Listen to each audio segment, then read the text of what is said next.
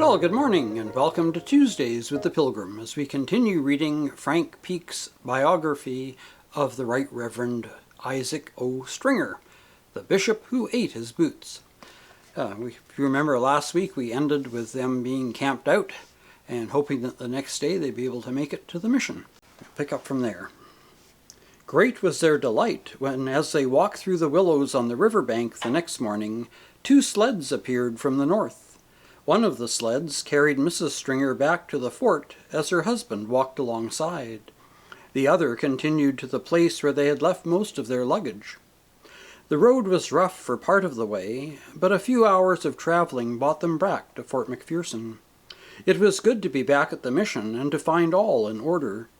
During their absence, Will Young had been in charge, conducting Sunday services and teaching the Indian children during the week.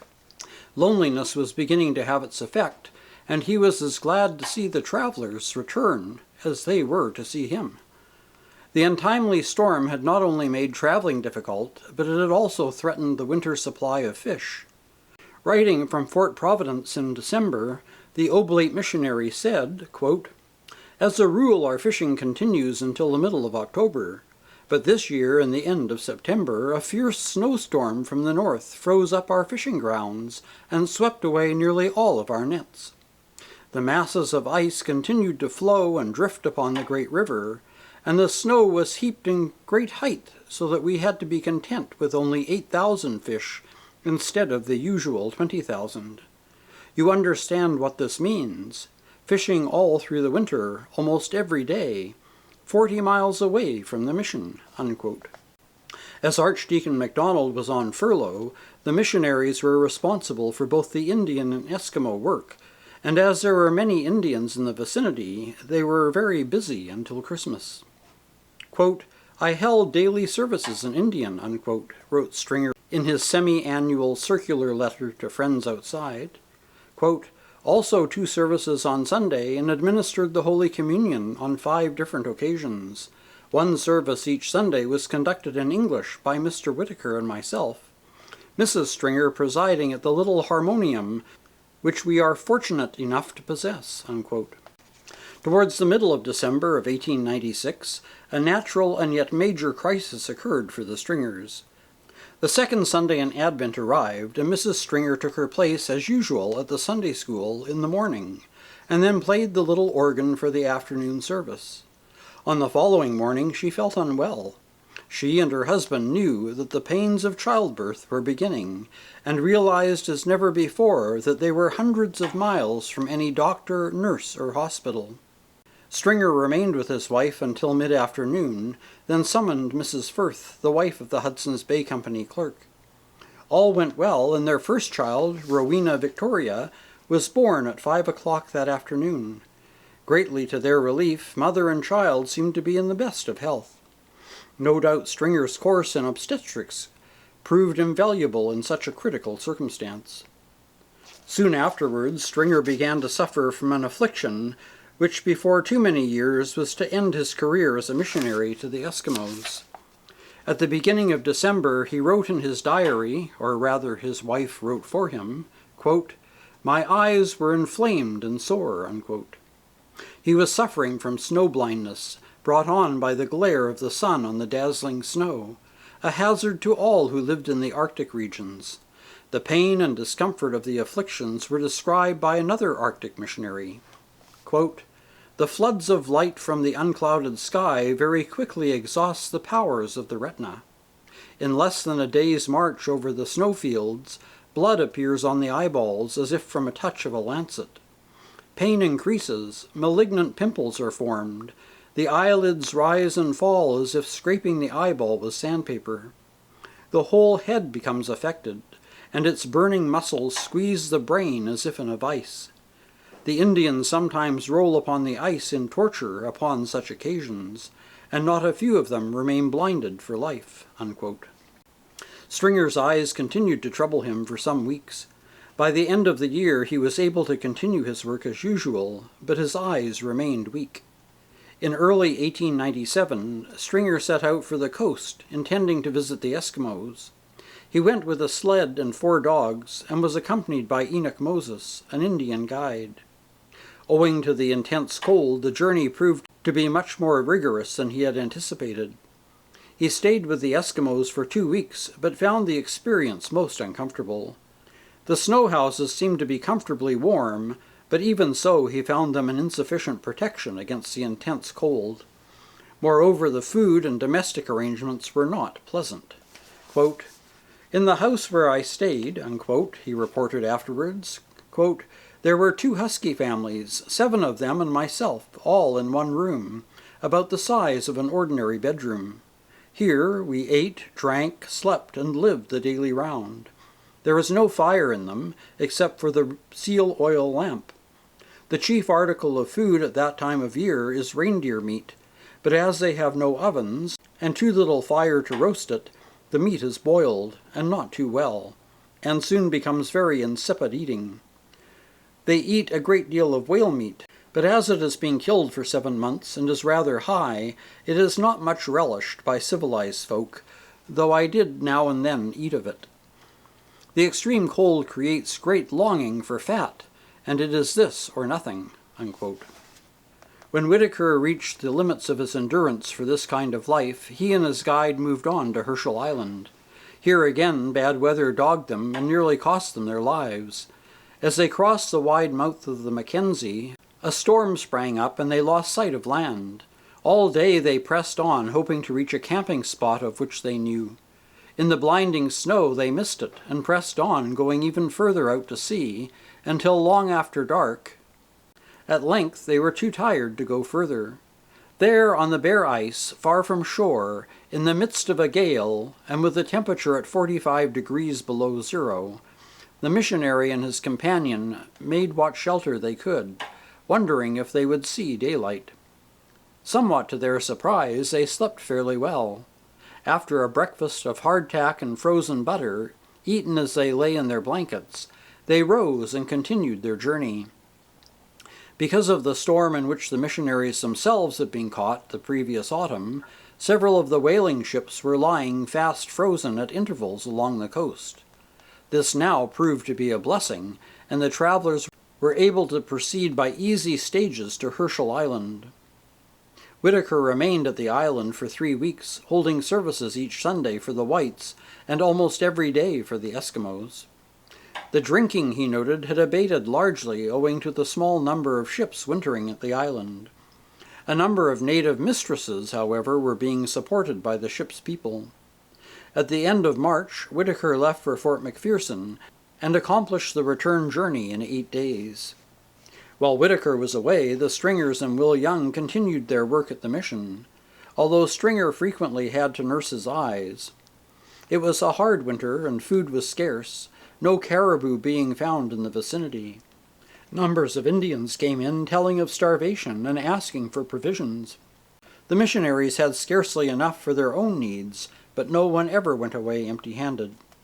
Stringer and Will Young set out for Herschel Island in April, traveling with a sled and 3 dogs. Accompanying them for the first part of the journey were 2 Indians, with another sled, bound for Shingle Point on a mission for John Firth. At Escape Reef, west of Shoalwater Bay, they met 2 sleds from the ships, traveling east to buy meat. Traveling a little further, the missionaries came to the first of the ships, the Mary D. Hume, still frozen into her winter berth. Stringer and his companions, as Whitaker had done, made his way from one ship to the next, the Fearless, near Sabine Point, then to the Freeman, a mile or 2 off King Point.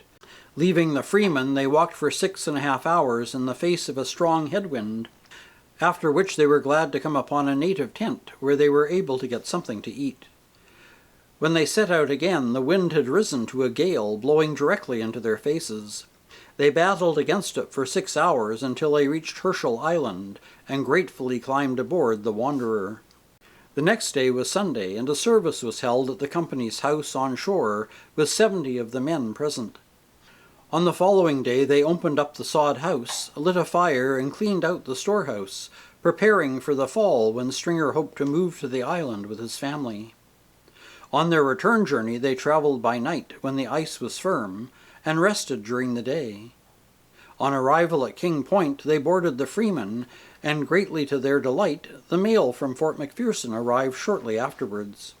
They spent the rest of the day reading their letters. The news was nothing if not varied.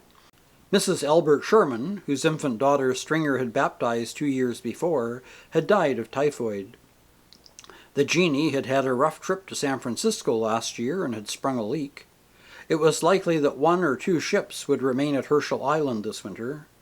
Stringer was offered the position of caretaker of the stores at Herschel Island, which would enable him and his family to live in somewhat greater comfort in the company's house.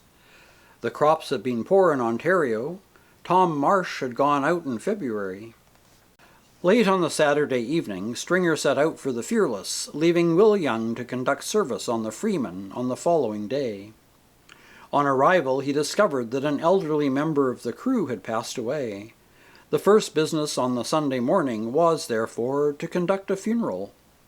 In the afternoon, he held a service for 28 men and preached to them from one of his favorite texts. Jesus Christ, the same yesterday, today, and forever. Here we have no continuing city, but we seek one to come. This is Hebrews chapter 13, verses 8 and 14. Immediately after the service, he set off on foot for the Mary D. Hume at Shingle Point, and there, after supper, 16 men joined him in worship. When he returned to the Fearless, he and Will Young set out with a sled, called at the Mary D. Hume, and turned eastward for Tunanek, an Eskimo village. They traveled for several nights, occasionally seeing swans, cranes, and geese. Then, on May 13th, they saw open water. A few days later, they were at Kizigazuk. Koklik, the chief, arrived just afterwards and invited them to move closer to his tent, as he had plenty of meat. They stayed here until the river ice broke up at the beginning of June, when the missionaries and Eskimos traveled together upstream to Fort McPherson. Geese and ducks on their spring migration, caribou, moose, and fish were found along the way. Will Young remarked often on the abundance of food as compared with the scarcity they had endured during the previous winter. The response to Christian teaching, however, was not encouraging. There was a restlessness about the Eskimos, an indefinable resistance, an indifference amounting at times to ill-concealed hostility. These things puzzled Stringer greatly. He felt it difficult to understand what could have happened, until the chief told him that some of the men from the whaling ships had been suggesting they should not listen to the missionaries. Moreover, 2 murders had been committed, and there was talk of others. All this added to the unrest. When they returned to their headquarters at Fort McPherson at the end of June, the missionaries found that many of the Indians and Eskimos from the outlying districts had already assembled for the summer trading season. Within 2 weeks of his return, Stringer had baptized 9 Indian children, administered Holy Communion to 150 Indians, and married 10 couples. Concerning the weddings, he remarked that in the north there were no wedding fees. Instead, the happy couple expected to receive a gift from the clergyman. The bishop came on the annual steamer on July 14th and admitted Whitaker to deacon's orders. Also on board was Mrs. MacDonald, who, with her children, had returned from Winnipeg. The archdeacon would be remaining outside for another year to see his translation through the press. While the bishop was present, the workers conferred on the future missionary policy. It was decided that Whitaker should assume responsibility for the Indian work, leaving the Stringers and Will Young free to work at Herschel Island. This was a step which had seemed desirable for some time. As soon as possible after the departure of the steamer, the Stringers and Will Young started out by boat for their new post. They went first to Kizigazuk, where they received a warm welcome from the Eskimos and conducted daily services during their stay. Between Kizigazuk and Herschel Island, they were delayed by bad weather and had to remain in camp for several days, 40 miles from their destination. This was not altogether lost time, since they were able to replenish their supplies with a stock of caribou meat. They might have had to wait longer in their place of refuge had not one of the ships come out in search of them and given them a quick passage to the island. The company's offer to place its house at the missionaries' disposal in return for the general oversight of the buildings solved their housing problem. As the company had made use of the materials sent from San Francisco for the construction of a mission house, this was not unreasonable. The house was a comfortable frame building with coal stoves and a supply of fuel. It stood in the center of a little community and had a large room at the front which contained a billiard table, but which could serve as a schoolroom and chapel. The living quarters were at the rear. Quote, "Just 15 feet from our back door," unquote, wrote Mrs. Stringer. Quote, "The Arctic waters lapped at the rocks, and from a post by the door ropes were strung out to the whaling ships to guide the crews back aboard in darkness and fog. One of the back rooms," she continued, "would serve as a kitchen, parlor, and bedroom. Here I laid out a rag rug, a big writing desk, an 8-day clock, a sewing machine, and a dear little portable organ, all brought 2,000 miles north from the end of steel by rowboat, steamer, and ox cart." Unquote. The winters were cold and dark, and during the shortest days it was never completely light. Even more dreaded than the frost were the piercing winds which swept across the exposed island. As in most Arctic missions, a great deal of the missionaries' time and effort during the winter was concentrated upon the sheer hardship of staying alive.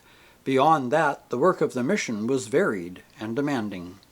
And we'll stop there for this week. We'll pick up with Chapter 5, Part C next week. Until then, take care, stay safe, and God bless.